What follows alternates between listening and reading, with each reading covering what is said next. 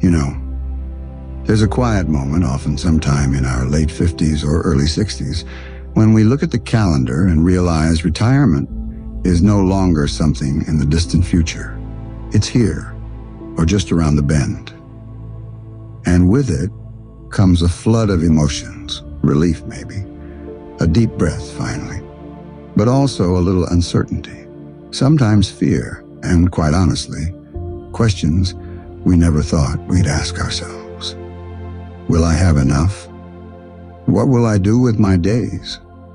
And perhaps most quietly whispered in the heart, who am I now? If you've felt any of those questions stirring within you lately, you're not alone. Truly, you are not alone. Today, I want to speak gently with you, not just about the practical side of life after retirement, like how I've created 3 steady income sources after I stepped away from full-time work, but also about the deeper truth of what retirement really invites us into.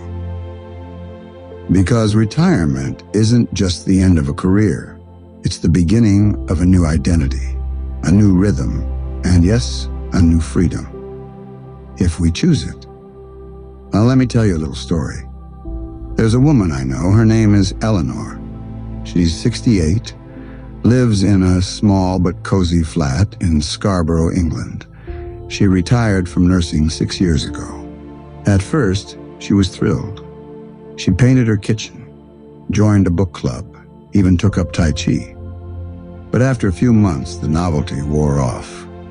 The long, quiet afternoons became heavier. She missed the chatter, the purpose, the being needed. But Eleanor is nothing if not resourceful.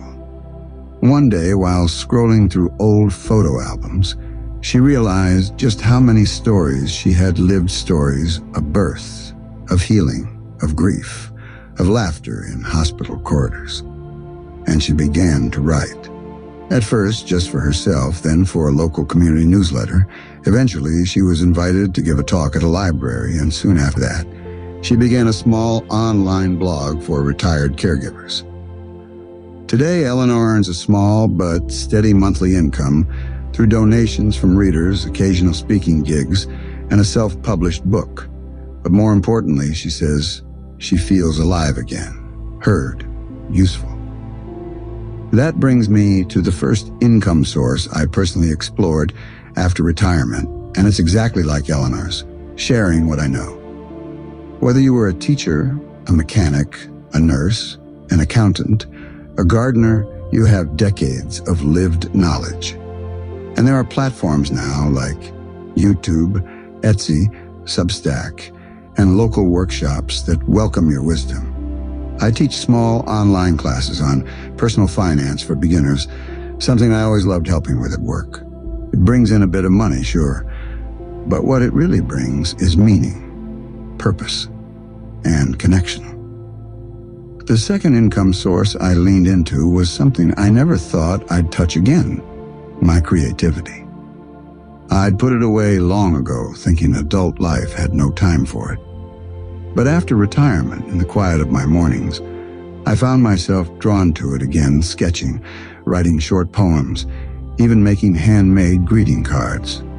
I opened a small shop on Etsy. Doesn't pay the bills, no, but it pays something just as valuable.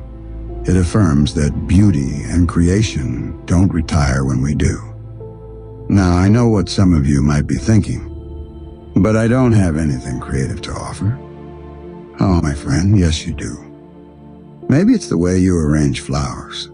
Maybe it's the way you tell stories to your grandkids. Maybe it's your love for baking that others have always admired. Retirement gives you the space to experiment again without pressure.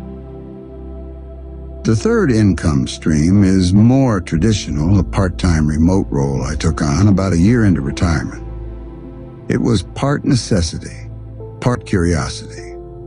I now work about 10 hours a week helping a nonprofit with donor communications. They needed someone reliable, empathetic, good with words. And I realized I missed being part of something bigger than myself. Remote work for retirees is quietly booming because many organizations are realizing the immense value of experience, patience, and professionalism that older adults bring. Websites like FlexJobs or even local community boards can offer opportunities that match your interests without demanding your full week. But here's the honest truth: the deeper wealth in retirement isn't just financial, it's emotional. And that's where I want to spend a few more moments with you today. Because sometimes the bigger challenge isn't what to do with your money, it's what to do with your heart.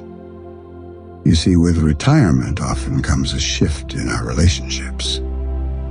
For some women, menopause brings unexpected waves, not just of hormones, but of identity.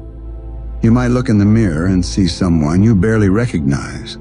You might feel a cooling of physical desire, or the sting of not being desired. For men, changes in testosterone, in strength, in sexual ability can lead to quiet shame. Erectile dysfunction isn't talked about nearly enough, and when it is, it's often in hushed tones or crude jokes. But this is real, and it's human, and it's okay. Emotional intimacy, the kind that holds hands without needing to lead anywhere, becomes more important than ever in our later years. And yet so many couples feel adrift, a silence that neither wants, but neither knows how to bridge. Let me share another story. James and Carla, both in their early 70s, were married for 48 years. Their children were grown, their days quieter. But after James retired, Carla told me they began to feel like strangers, not fighting, just floating. One day at breakfast, she asked him, "Do you still find me beautiful?" And James, eyes welling up, said, "I do, but I don't know how to show it anymore." That single conversation changed everything. They began going for evening walks again. They joined a mindful aging group at their local church.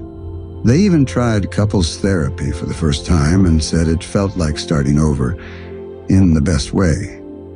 So if you're listening to this and feeling a bit like James or Carla, please know it's never too late to reconnect with your partner, with your body, with yourself.